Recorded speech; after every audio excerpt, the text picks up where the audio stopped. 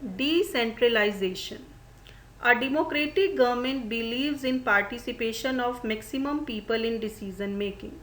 To ensure the participation of common people in decision making, our country have government at three levels: central government, state government and local self-government bodies.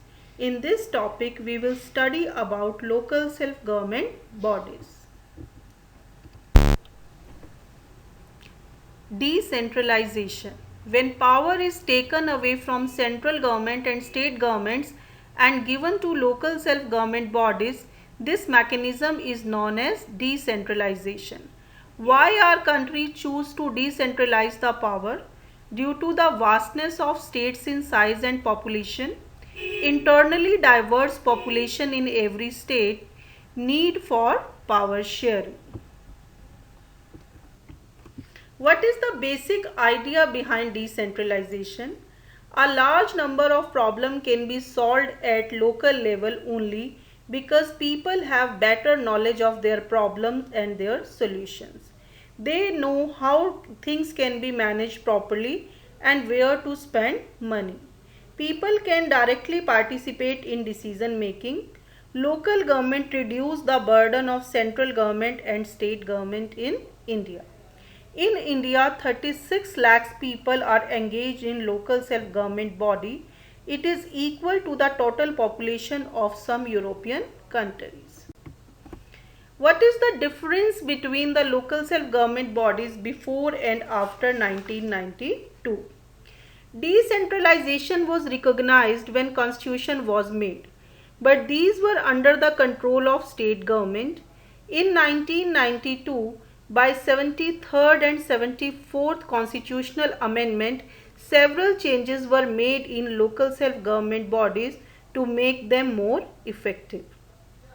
Like, it is mandatory to hold regular election to the local government, reservation of seats for scheduled caste, scheduled tribes and backward caste, one-third seats reserved for women. State Election Commission was formed to conduct elections. State government shares some power and revenue with local bodies. Rural local self-government bodies are also known as Panchayati Raj. Panchayati Raj is a three-tier system. Gram Panchayat at village level. In Gram Panchayat, several ward members called Panch and a president or Sarpanch. These members are directly elected by all adult population, means all the voters of village living in that ward. It is the decision making body for village. Panchayat work under the supervision of Gram Sabha. All the voters of village are the members of Gram Sabha. Gram Sabha meets twice or thrice in a year and approve the annual budget and review the performance of Panchayat.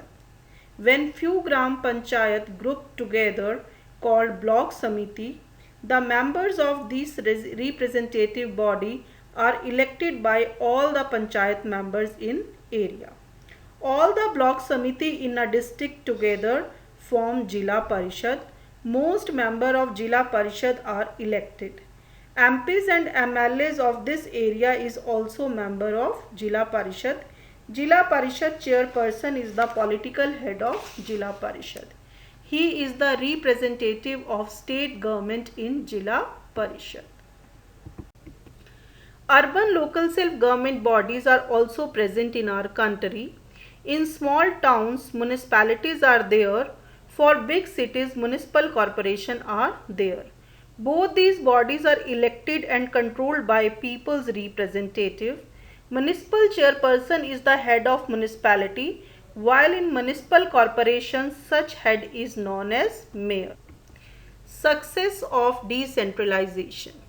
More than 36 lakh elected representatives. These are equal to total population of many countries in the world. Decentralization has deepened the democracy in our country.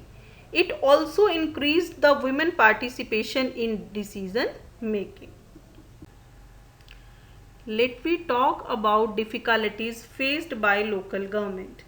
Gram Sabha's meetings are not held regularly and most of the state government are not transferring powers and resources, and without resources it is not possible for local government to work effectively in their areas. Thank you.